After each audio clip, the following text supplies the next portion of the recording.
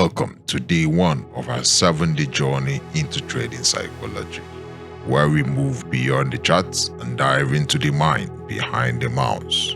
Today's topic is titled The Inner Enemy, Understanding the Mind of a Trader, because before you can master the markets, you must master yourself.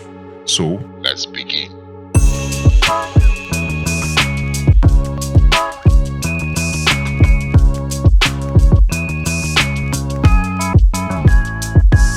Why your mind is your greatest opponent. When new traders enter the market, you focus heavily on strategies, indicators, and setups. But what nobody tells them is this: your mind will fight you every step of the way. Why? Because your mind instincts are hardwired for survival, not speculation. Here, your psychology clashes with your trading.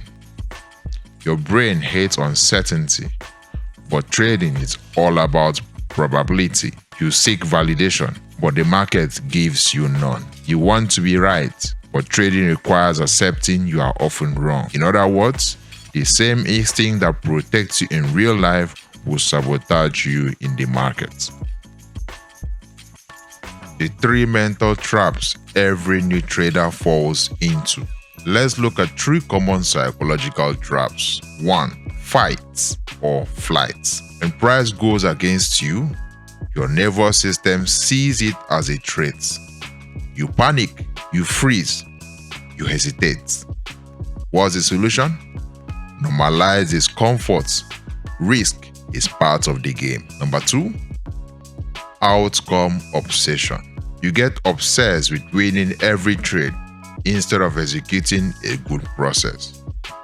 But here is the truth: good trades can lose, bad trades can win. Focus on the quality of the decision, not the result. Number 3.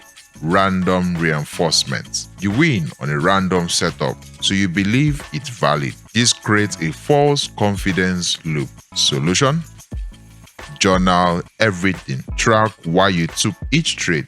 Then let's have a tip. What's a tip? Always ask yourself after a win: was that skill or luck? Part 3. Becoming self-aware. The foundation of discipline.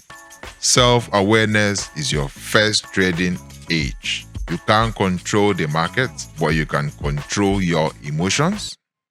You can control your reactions, and you can also control your decision. Here is a journaling prompt I want you to try this week. Before every trade, write this out. What am I feeling right now? Am I trading to follow my plan or to feel better? After the trade, also write: what did I do well? Where did I act emotionally? This simple habit will show you your mental patterns faster than any trading course ever will.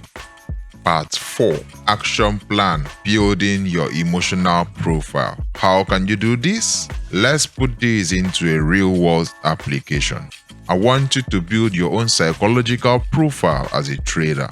Ask yourself: 1. Am I a fear-based or greed-based trader? Do I tend to hesitate or overtrade? Do I trade better alone or after talking with someone?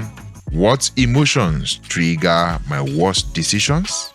Write it down. Look for patterns, because the market doesn't reward randomness. It rewards self-mastery. You are the edge. I want you to live with this. You don't need to be a genius. You don't need 10 screens. You need to know yourself better than your strategy, because in the end, the market isn't your enemy. You are. But that's also the good news, because you can work on you. Start with awareness. Track your thoughts. Separate yourself from your impulses. You are the risk manager, not just the trader. Before we end, here is a homework for you. Start a mental journal this week. Log your emotions before, during, and after each trade. Review it every 5 trades. Patterns will show up. On our next episode, we will dive into fear and greed, the twin forces that manipulate most traders into emotional decisions. This is your mentor signing off. Trade safe, think clearly, and remember, the mind is your first market.